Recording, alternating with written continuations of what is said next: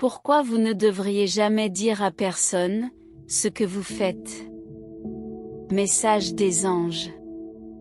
La raison pour laquelle vous devriez garder ce que vous faites secret, Dieu veut que vous disiez peu. Les imbéciles semblent sages quand ils se taisent, quand ils n'ouvrent pas la bouche ils semblent intelligents. Parler peu est une grande qualité, même un imbécile semble sage quand il se tait. Vous ne pouvez pas connaître les gens sans les écouter. Dieu veut que vous sachiez le bon moment pour parler et se taire. C'est pourquoi Jésus nous a appris à être prudents comme des serpents mais simples comme des colombes.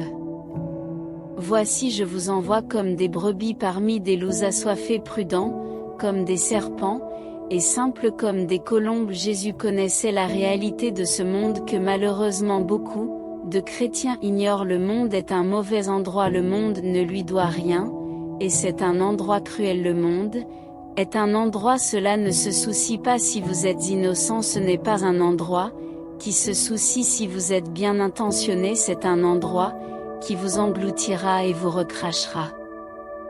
Pas tout le monde a de bonnes intentions dans votre vie, et c'est la vérité peu importe comment et bien tu es merveilleux. La vérité, ce n'est pas tout le monde qui va t'aimer et t'aimer le mal. Ne vivez pas avec une attitude naïve, que tous ceux que vous rencontrerez vous aimeront ou ne vous feront pas de mal. La Bible parle d'ennemis, la Bible parle du fait que vous aurez des ennemis. Le Seigneur est mon berger, je ne voudrais pas, il me fait reposer dans champs verts, il me conduit près des eaux tranquilles, il renouvelle ma force, il me guide dans les sentiers de la justice à cause de son nom. Même si je marche dans la vallée de l'ombre de la mort, je ne crains aucun mal car tu es avec moi, ta verge et ton bâton ils consolaient moi. Vous préparez une table devant moi, en présence de mes ennemis. Vous oignez ma tête d'huile, ma coupe déborde. Remarquez que Dieu n'a pas dit qu'il enlèvera tous les ennemis, non, il a dit qu'il préparera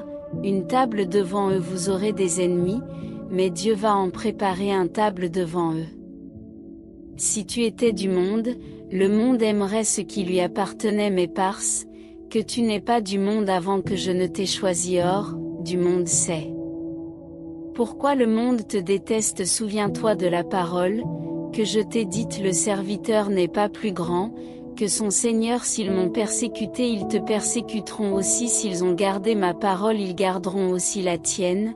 Plus tu ressembles à Jésus-Christ, plus le monde te haïra. Et si le monde t'aime, tu n'es pas comme Jésus-Christ. La raison pour laquelle tu ne devrais jamais dire à personne ce que vous faites, c'est qu'il y a des gens dont le but principal est de vous empêcher de réussir. Tout le monde n'est pas en votre faveur, ils feront tout pour se mettre en travers de vos bons plans. Si vous leur donnez trop d'informations sur vous, là sont des gens qui détruiront votre rêve d'abord devenu réalité. Si vous leur dites que votre rêve, certains d'entre eux ne sembleront jamais malveillants jusqu'à ce qu'ils réalisent leur plan diabolique. Vous devez donc faire attention à ce que vous dites, et au genre de personnes avec qui vous partagez vos rêves. Les Écritures révèlent que le cœur de l'homme est trompeur et extrêmement corrompu par-dessus tout, et personne ne peut le connaître. Les gens ont raison pour que Joseph raconte ses rêves, dit-il, et fit encore un autre rêve, et le raconta à ses frères et dit, voici, j'ai fait un autre rêve, et voici, le soleil est là. Lune et 11 étoiles se sont prosternées devant moi, et il a dit. Joseph a raconté son rêve à ses frères et à son père. Il a dit qu'il avait rêvé que le soleil, la lune, et 11 étoiles se prosternaient devant lui. Son père l'a réprimandé et lui a demandé, « Quel est ce rêve que tu as fait? Est-ce que moi, ta mère et tes frères, je me prosternerai devant toi sur terre ?» Ses frères étaient jaloux de lui, mais son père a pris ces mots à cœur. Si Joseph n'était pas sage de raconter le premier rêve, sachant à quel point il était ennuyeux pour ses frères, alors il était pire de partager le deuxième rêve. Le deuxième rêve causerait probablement encore plus de ressentiment, car non seulement il le place au-dessus de ses frères, mais il le place également au-dessus de son père et de sa mère. Joseph avait ce genre de fierté commune envers les favorisés et les bénis. Il était tellement concentré sur la taille de ses rêves pour lui qu'il n'a pas commencé à réfléchir à la façon dont ses rêves sonneraient aux oreilles des autres. Bien que Joseph ait eu tort de raconter ses rêves, ils se sont certainement réalisés. On peut recevoir un merveilleux message de Dieu, qu'il n'a pas l'intention de publier pour les autres. Joseph a montré un manque de sagesse ici, peut-être enraciné dans l'orgueil. Tout ce que Dieu vous montre ou vous donne, dans l'esprit n'est pas à vous d'annoncer au monde. Travaillez sur votre rêve en silence. Vous n'avez pas besoin de faire de la publicité sur le toit. Les rêves de Joseph ne se seraient jamais réalisés si Dieu n'était pas intervenu après que ses frères l'aient trahi. Si Joseph avait été plus sage, il aurait pu éviter bien des choses dans sa vie. Sois sage. Ne vous contentez pas de parler et de babiller avec tout le monde. Vous devez vous protéger des hostilités et des affrontements évitables. La vérité est que les attaques sont inévitables pour tout le monde, mais ce sera dévastateur si un individu suscite de l'hostilité envers lui-même en parlant trop. Ne parlez pas trop. Avez-vous déjà pensé que Marie, la mère de notre Seigneur Jésus-Christ, n'a jamais partagé son expérience avec personne? La Bible ne nous dit pas si elle l'a dit à Joseph ou non. C'est le Seigneur qui a persuadé Joseph de la prendre pour femme après avoir découvert qu'elle avait conçu un fils. Marie garda ces choses pour elle, sinon l'histoire se serait terminée différemment, mais Marie garda toutes ces choses et les médita dans son cœur. Comme Marie, apprenez à garder certaines choses pour vous. Certaines femmes partageront tous leurs projets familiaux avec des inconnus. C'est très mauvais. Ils pourraient être jaloux de vous et trouver un moyen de rompre votre mariage ou de détruire vos plans. Sagesse. Sagesse. Même lors des mariages, ne partagez pas si vite les secrets de votre mariage avec les autres. Je ne dis pas de ne pas aller dans le conseil chrétien.